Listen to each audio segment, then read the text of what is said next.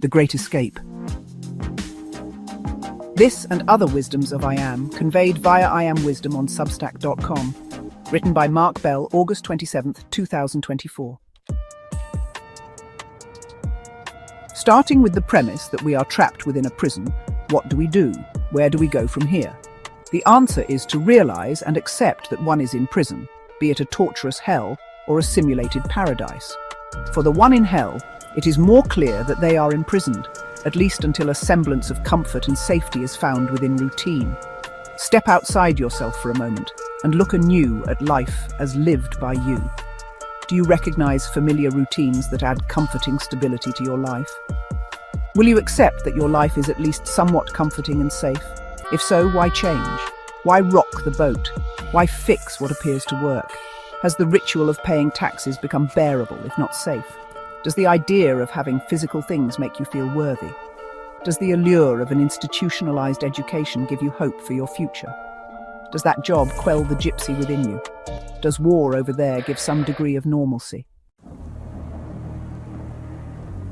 The best way to keep a prisoner from escaping is to make sure he never knows he's in prison. Now you can either lie to yourself or you can face the truth of matters. One will keep the delusion going, the other will shatter the illusions that delude you. Above all, don't lie to yourself. The man who lies to himself and listens to his own lie comes to a point that he cannot distinguish the truth within him or around him. Look now at societies, and even the world as a whole. Do you notice that demands and edicts about how we are to live abound? From seatbelt mandates to noise ordinances, to workplace break times, to how to paint one's home, what one can or cannot say, and a million more rules. Are the bars of the prison more evident?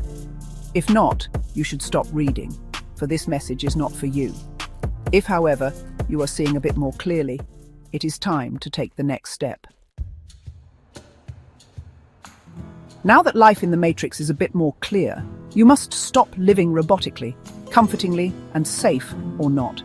Once one realizes the more obvious trap, one now needs to begin shedding the veil of everything. From the illusion of voting to be ruled, to coercive societal or religious doctrines, the idea that some are greater than you must be shed as fire separates chaff. You see, you are the most beautiful and wondrous thought ever imagined. You are infinitely more precious and vast, beyond finitely confining human-based concepts, definitions and labels that were crafted to control you. This one aspect, these self-perpetuated deceptions, control you more than all the other comforting lies you live. From our beginning here, we were taught the rules of beingness in this plane of existence. Here, we traverse life within a vessel, a body, a prison within a prison, shackled by fears and pleasures that subdue our infinite spirit. Here, we are given divisive labels, such as gender, ethnicity, young, old, of contrived boundaries, and even relevance and worth. These lies are what divide us from presidents, kings, czars, prison guards, and even each other. When we look beyond the obvious narratives used to control us, they're in every part of our lives, and for the most part, seem normal now. As every generation of control molds the next generation, the lies of the parents are lived by the children. If you have the courage to look, you can see these perverse deceptions at work right now. Day by day, moment by moment, we are losing our chance to escape this prison we call life. We are becoming, if we have not already become, institutionalized.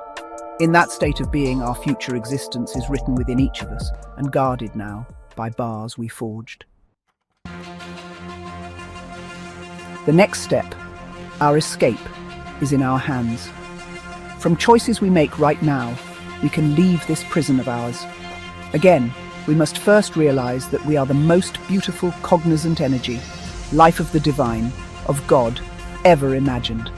Then, we must accept that we are prisoners of our own devising, and that we are not free but within confining definitions we have accepted and now tell ourselves. Now this next part is where many will fall down and stay safely comfortable. At this point, we must come to acknowledge why we are in prison. We too must take responsibility for our actions that lead to our continuous imprisonment. We must be the change we want. Salvation has been offered, but not guaranteed, but through our acceptance. You see, we will not bring our baggage to the birthplace of our essence. This we cannot do, for we too would bring our prison with us. Freedom does not exist within imprisonment. Though freedom is within and all around us, so too is imprisonment. We must choose our existence. I hope you choose life eternal. I hope you choose you, that purity and livingness of God. I am wisdom. Remember this. This prison too is your freedom. It is you who choose what you experience, a dark, dreary prison, or the most miraculous education ever conceived. This, I tell you true, your suffering or your joy is in your hands. If you are tired of hurting, change your perspective. Free yourself of your bindings. And share this with someone. Leave a heart, a like, a thumbs up or something. Thanks for listening. For more, check out Freedom Does Not Behave and Alive Our Perspectives Are on I Am Wisdom on Substack.com.